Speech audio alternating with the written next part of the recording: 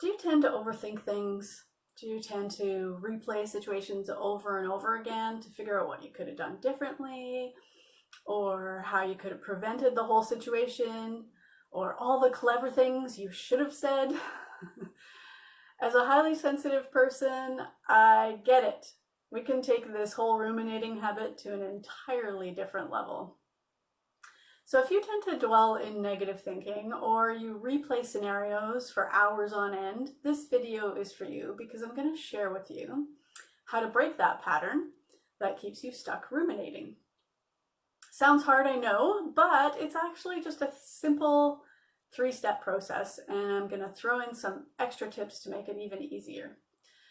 My name is Shannon Staples, and I'm a holistic wellness coach for highly sensitive people.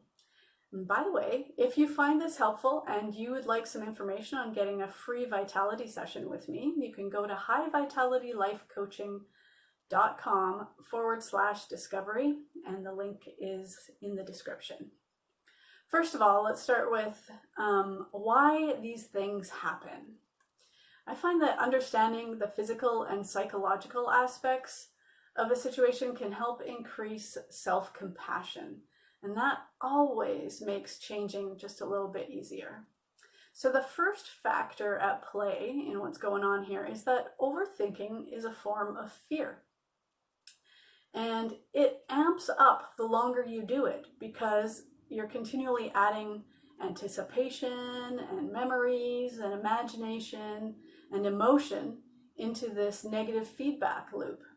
And that will then create a sustained stress response, which causes stress hormones to be released, and it makes it really hard to break that cycle.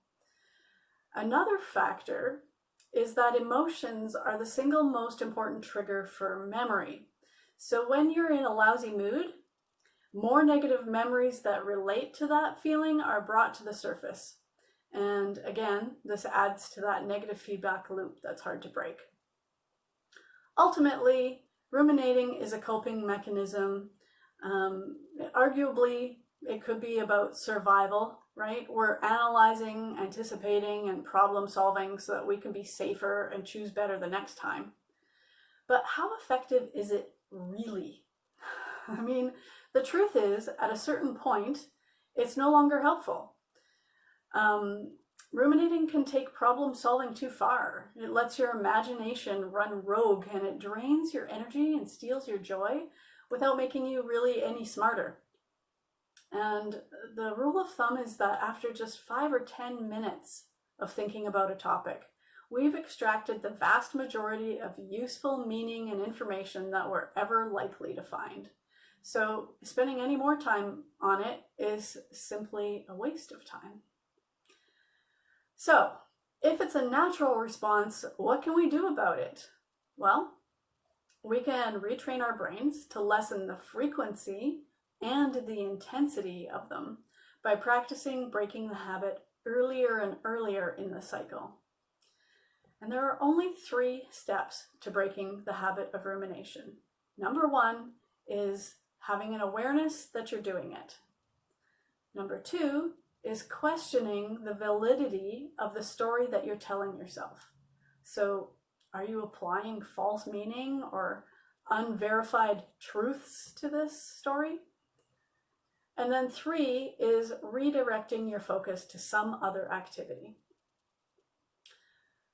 So, until you become aware of when you're ruminating, you're unable to change it, because dwelling on negative thoughts becomes automatic, and it begins without any awareness of it happening. So here are a few tips to help you manage your rogue rumination a little better. Number 1, keep track of when you ruminate. Note what else you're doing, or where you were, or how long it went on, how bad you felt. Any data that you can collect about your rumination habit is fodder for improving it.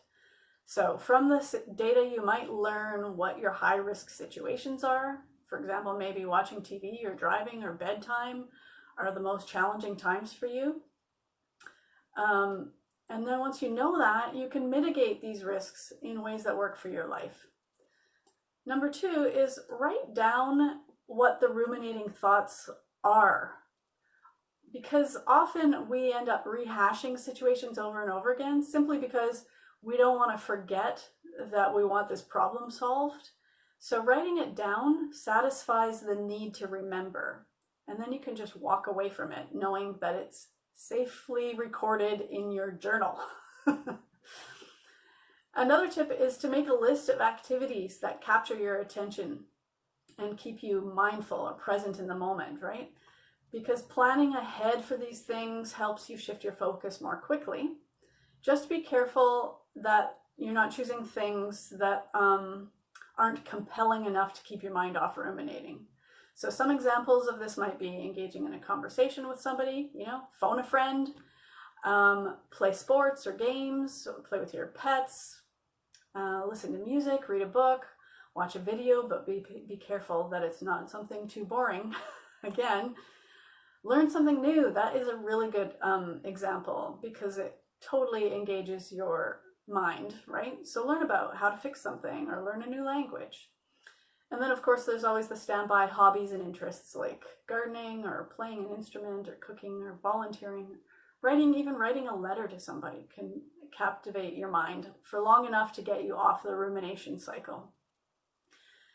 And one last tip is just be careful not to let these activities become an avoidance tactic for neglecting other areas of your life or your responsibilities. Because, of course, if you avoid too many things for too long, it's going to become overwhelming to pick it back up again. I hope you found this helpful.